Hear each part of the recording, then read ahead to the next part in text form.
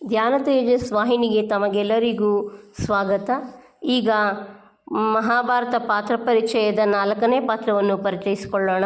ಅದಕ್ಕೂ ಮೊದಲು ಆಧ್ಯಾತ್ಮಿಕ ರಸಪ್ರಶ್ನೆ ಎರಡನೇ ಪ್ರಶ್ನೆಯನ್ನು ಈಗ ಕೇಳಲಾಗುತ್ತದೆ.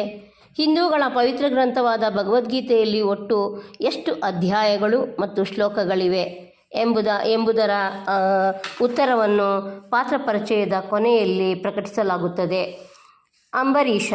ಕನ್ನಡ ಕಾವ್ಯ ಯಕ್ಷಗಾನಗಳ ಪ್ರಸಿದ್ಧ ಅಂಬರೀಷನೆಂಬ ಪುರಾಣ ಪುರುಷನ ವಿಷಯ ಮಹಾಭಾರತದಲ್ಲಿ ಬರುವುದಿಲ್ಲ. ಭಾಗವತ ರಾಮಾಯಣಗಳಲ್ಲಿ ಅಂಬರೀಷರ ಕಥೆಗಳಿವೆ. ಒಬ್ಬ ಅಂಬರೀಷ ದ್ವಾದಶಿ ವ್ರತ ಮಹಿಮೆ ಸಾರಿದವನು. ಇವನ ದ್ವಾದಶಿ ವ್ರತ ಪರೀಕ್ಷಿಸಲು ಬಂದ ದೂರ್ವಾಸರು ಊಟಕ್ಕೆ ಬರುವುದಾಗಿ ಹೇಳಿ ಹೋದವರು ಎಷ್ಟು ಹೊತ್ತಾದರೂ ಬರಲಿಲ್ಲ.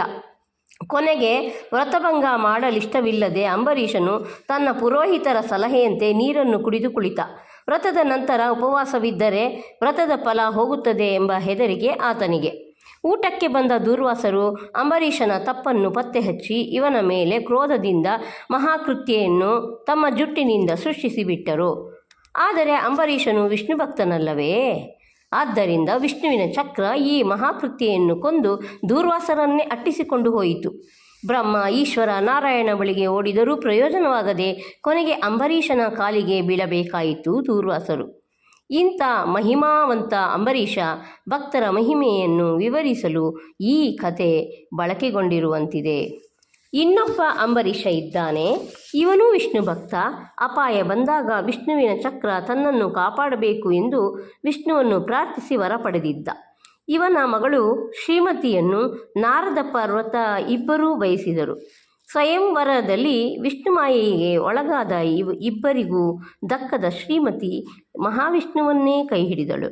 ಶಪಿಸಲು ಬಂದ ನಾರದ ಪರ್ವತರನ್ನು ಚಕ್ರ ಅಟ್ಟಿಸಿಕೊಂಡು ಬಂದು ಕೊನೆಗೆ ಅವರು ಅಂಬರೀಷನ ಕಾಲಿಗೆ ಬಿದ್ದು ಉಳಿದುಕೊಂಡರು. 3ನೇ ಅಂಬರೀಷ. ಶುನಶ್ಶೇಪನ ಕಥೆಯಲ್ಲಿ ಬರುವ ರಾಜ. 4ನೇ ಅಂಬರೀಷ ಮಹಾಭಾರತದಲ್ಲಿ ಉಕ್ತನಾಗಿದ್ದಾನೆ. ಇವನು ಷೋಡಶ ಚಕ್ರವರ್ತಿಗಳು ಎಂದು ಪ್ರಸಿದ್ಧರಾದ 16 ಜನರಲ್ಲಿ ಒಬ್ಬ. ಈತನ ವಿಷಯವು ಆದಿಪರ್ವದ 9ನೇ ಅಧ್ಯಾಯದಲ್ಲೂ ವನಪರ್ವದ 129ನೇ ಅಧ್ಯಾಯದಲ್ಲೂ ಇರುತ್ತದೆ. ಇವನು ನಾಭಾಗ ಚಕ್ರವರ್ತಿಯ ಮಗ. ಯಮುನಾ ನದಿಯ ಕಣಿವೆಯಲ್ಲಿ ಯಾಗ ಮಾಡಿದ ಮಹನೀಯ.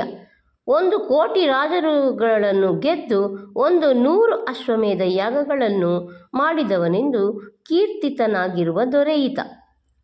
ರಾಜರುಗಳನ್ನು ಅವರ ಆಸ್ತಿಯ ಸಮೇತ ಬ್ರಾಹ್ಮಣರಿಗೆ ದಾನ ಮಾಡಿದವನೆಂದು ಮಹಾಭಾರತ ಇವನು ಕೀರ್ತಿಸಿದೆ. 1 ಅರ್ಬುದ ಸಂಖ್ಯೆಯ ಗೋವುಗಳನ್ನು ದಾನ ಮಾಡಿ ತನ್ನ ನಗರದ ಸಮಸ್ತ ಪ್ರಜೆಗಳೊಂದಿಗೆ ಸ್ವರ್ಗಕ್ಕೆ ಹೋದನೆಂದು ವ್ಯಾಸರು ಹೇಳುತ್ತಾರೆ. ತನ್ನ ಅನುಭವಗಳನ್ನು ಹರಳುಗಟ್ಟಿಸಿ ಈತ ಹೇಳಿರುವ ಅಂಬರೀಷ ಗೀತೆ ಒಂದು ಸೊಗಸಾದ ನೀತಿ ಪದ್ಯಗಳ ಮಾಲಿಕೆಯಾಗಿದೆ. ಇಂದಿಗೆ ಅಂಬರೀಷರ ಬಗ್ಗೆ ನಾವು ಸಾಕಷ್ಟು ತಿಳಿದುಕೊಂಡೆವು. ಈಗ ಕೊನೆಯಲ್ಲಿ ಉತ್ತರವನ್ನು ಹೇಳುವ ಸಕಾಲ ಬಂದಿದೆ. ನಾವು ಕೇಳಿದ ಪ್ರಶ್ನೆ ಏನೆಂದರೆ, ಹಿಂದೂಗಳ ಪವಿತ್ರ ಗ್ರಂಥವಾದ ಭಗವದ್ಗೀತೆಯಲ್ಲಿ ಒಟ್ಟು ಎಷ್ಟು ಅಧ್ಯಾಯಗಳು ಮತ್ತು ಶ್ಲೋಕಗಳಿವೆ? ಅದಕ್ಕೆ ಉತ್ತರ